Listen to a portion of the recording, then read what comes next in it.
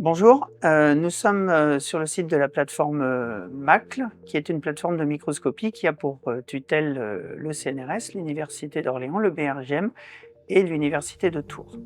Nous sommes devant le microscope électronique à balayage, qu'on appelle généralement le MEB. Ici, c'est un appareil haute résolution équipé de différentes techniques analytiques.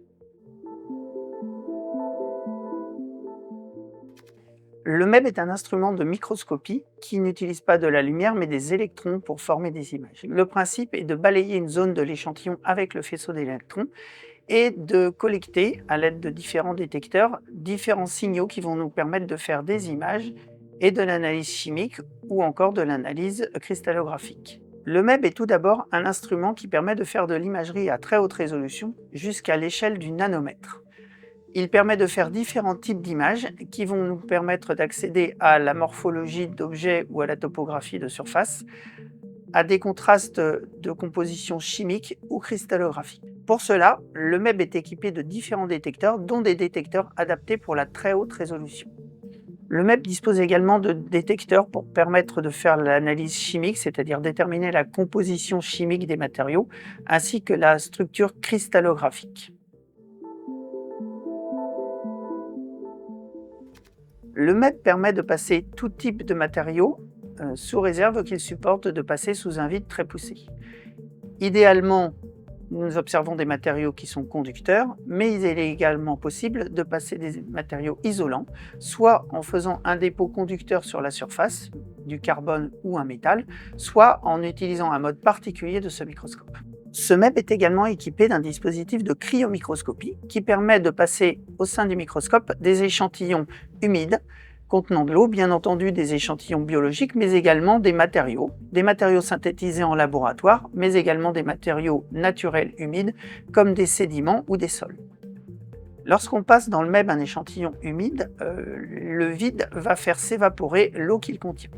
Pour éviter cela, on va congeler l'échantillon d'une manière assez particulière pour former non pas de la glace telle qu'on la connaît, mais de l'eau solide non cristalline qui va occuper le même volume que l'eau liquide.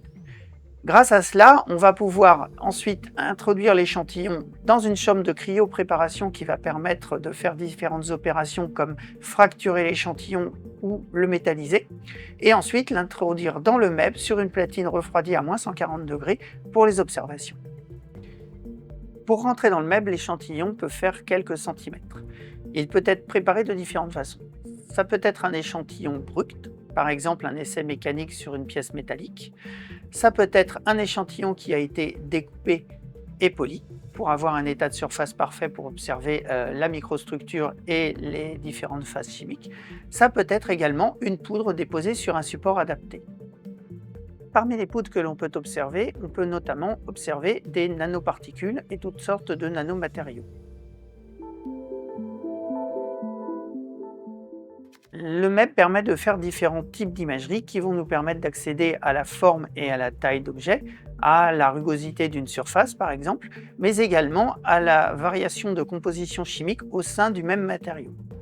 Ce MEB est équipé de deux techniques d'analyse, une technique d'analyse chimique et une technique cristallographique. Pour l'analyse chimique, il s'agit de déterminer les atomes présents dans le matériau, soit de manière qualitative, soit de manière quantitative, c'est-à-dire déterminer, par exemple dans un minéral, la teneur en fer, en silicium ou en aluminium. Pour ce qui est de l'analyse cristallographique, il s'agit de réaliser des cartes représentant l'orientation et les phases cristallines présentes au sein d'un même matériau, les tailles de grains et leur orientation. La grande diversité des échantillons, des matériaux et des résultats obtenus grâce au MEB en font un outil très polyvalent pour la caractérisation des matériaux.